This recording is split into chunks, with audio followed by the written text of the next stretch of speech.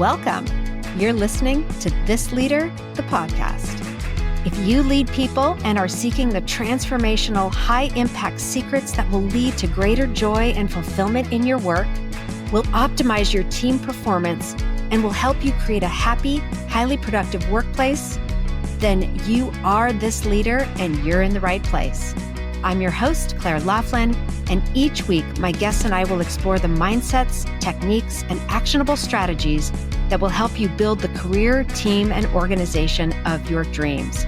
Because I believe no one should have to suffer in a dysfunctional workplace. Let's get started. Hi there. Welcome to This Leader. As I record this episode, April is just getting underway. And if you're listening right along with me, we're officially into the second quarter of the year. So let me ask you something. What happened to all goals you set back in January? Are you crushing them or have they disappeared into the vapor? I've been thinking about this a lot lately, especially as I reflect on my own experience with goal setting and what I'm going to call goal getting over the years. I used to spend days at a time, especially like in December and January, mapping out my strategic goals with beautiful plans. And then reality would hit. By April, I often couldn't remember half the goals I'd set with such enthusiasm just a few months earlier. Not to mention, I probably couldn't find the document where I wrote them down. I know I'm not alone in this. Like when I talk to leaders about their strategic planning, I hear the same story again and again. Ambitious goals set in January that fade into the background as daily demands take over. This is so common, isn't it? We start with the best intentions, but then daily urgency, daily fires take over. And before we know it, we're halfway through the year wondering what happened to our focus. Today, I want to share a system that has completely transformed how my team and I approach goals. A system that keeps our most important priorities front and center all year long. And I'm going to walk you through our exact process from annual planning to weekly execution so you can adapt it for your own team. The beauty of this approach? Well, it works whether you're leading a small business like I am or a division within a large organization. If you take the team view, this should work for you and be really powerful because it's about creating a rhythm that maintains focus and momentum throughout the entire year. So let me take you back to last December. My team and I rent this beautiful house at the beach every year in December. And, it's fun, but it's not a vacation. It's our annual strategic planning retreat, though we do have a lot of fun, I will say. But we spent the better part of a week together. We do this each year. And I want to walk you through exactly what we did because the foundation is really crucial to everything that follows. So day one, we all get together at the beach and we start with a really thorough year in review. We examine what we accomplished against sort of what we set out to do. And we talk about what surprised us and what disappointed us, what we didn't accomplish and what got in our way. This reflection is incredibly valuable because it reveals patterns.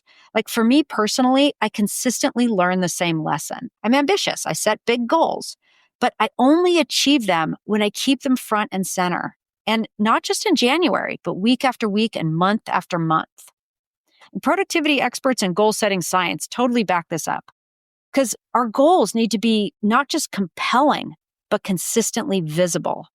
We dramatically increase our chances of achievement when we review our goals regularly and break them down into actionable steps. So anyway, back to the process. Once we've kind of extracted these insights from the previous year, comparing what we accomplished and what our disappointments were, we think about what we learned from our experience. And then we sort of create some guidelines for the year to come. Notes to self, so to speak, about how we want to approach this year just a little bit differently. Once we finish that, we turn our attention forward. We craft our vision for the coming year. We talk about what we really want to accomplish and what's at stake. And this is where we generate a lot of energy and excitement. We discuss what success will look and feel like, and what we'll gain and how it will impact our business and our lives. And this emotional connection to our goals is really vital because it fuels us through the inevitable challenges ahead, and we capture that vision. But we all know that vision without structure is just a dream. So here's what we do next. We create this massive visual timeline of the entire year. We grab flip charts and markers and a large wall calendar, And we start by putting in what we call the big rocks, right? The non-negotiable commitments that are already in place. That includes everyone's planned vacations and personal time away, existing client contracts and commitments we've already made, major events and conferences and speaking engagements, and then product or program launches that are already scheduled. And this gives us a really realistic picture of our capacity.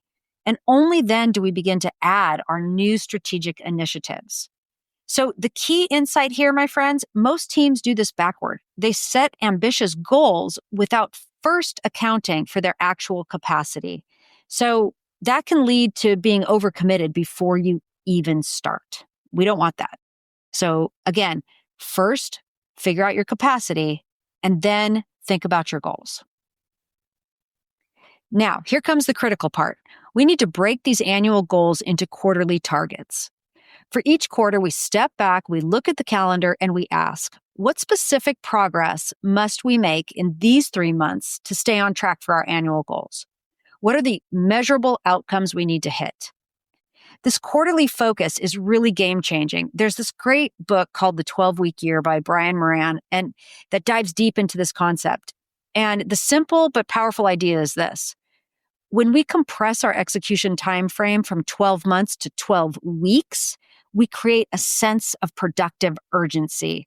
I think he would actually say that you don't even need to index against annual goals, but that you basically treat every 12 weeks as your year, and you just focus 12 weeks at a time. But I like to think about the whole year and then align those 12-week quarters to those big goals. That's my preference. That's the way I like to do it. So the quarterly breakdown, it transforms those kind of vague and ambitious annual goals into a clear roadmap with deadlines and deliverables. So instead of just saying, we'll accomplish this sometime this year, we have specific targets for each 3-month period.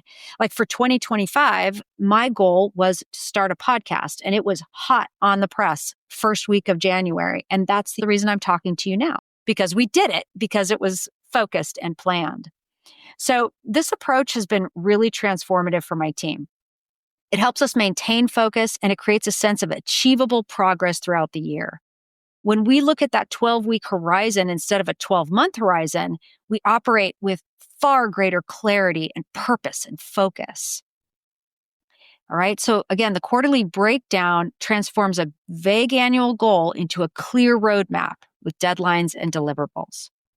But we don't stop there. We take each quarter and we break it down into monthly actions and outcomes. Like what specifically needs to happen in January, in February, in March, right? This is where accountability really takes shape. We have to make an action plan.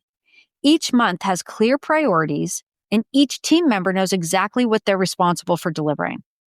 Okay? And here's something important. We capture all this in a written annual work plan. It becomes our guiding document, like our compass for the year ahead. And my business manager, Marissa, she manages this document, and she ensures that it reflects our decisions and commitments. So thank you, Marissa. That's so helpful. Okay, there's a saying, the best laid plans, right? You know the rest, I think, right? The best laid plans always get delayed or something like that. Anyway, this is where most planning systems fall apart. Teams create beautiful plans in January, and then they put them in a drawer and they never look at them again. So our solution to this, a consistent rhythm of review and recalibration. And here's our exact cadence. Quarterly reviews.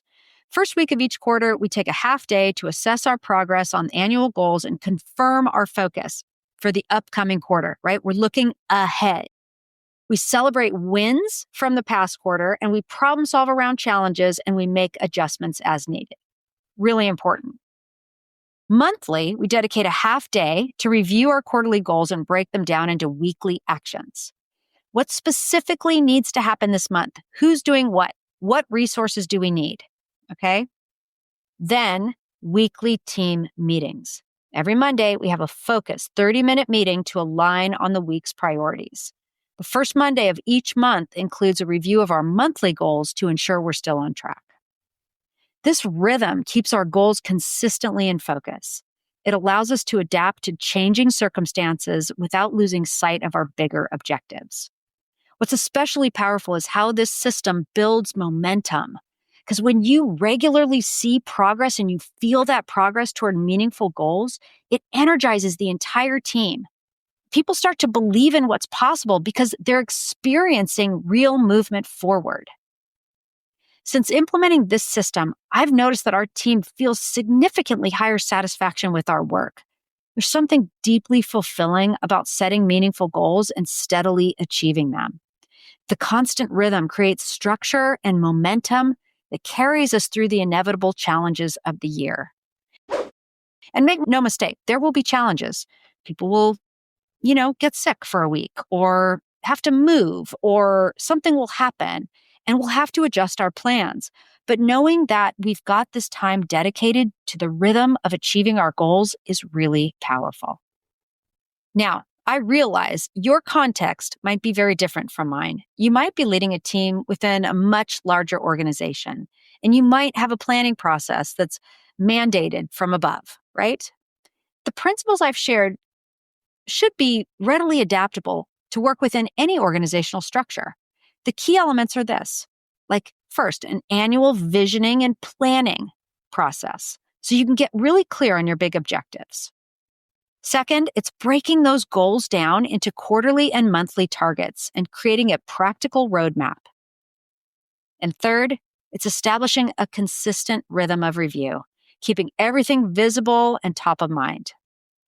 If you're working within an existing planning system, you can layer these practices on top of that system, right? Use your team meetings to consistently reconnect with your goals. Create visual reminders that keep your priorities visible and build in celebrations when milestones are achieved. That's really important. And remember this, what gets scheduled gets done.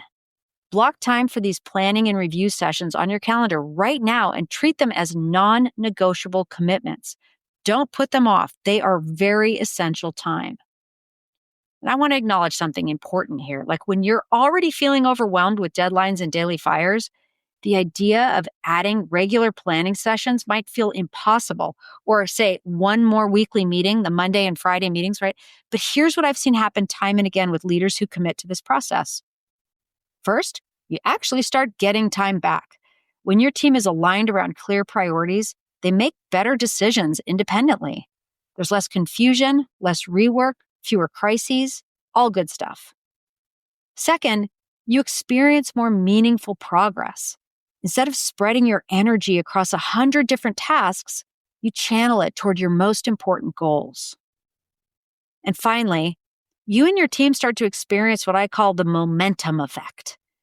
As you see consistent progress on your meaningful goals, energy and motivation naturally increase. Success breeds success. So here's what I'm going to ask you to consider. Which element of this system could make the biggest difference for you right now?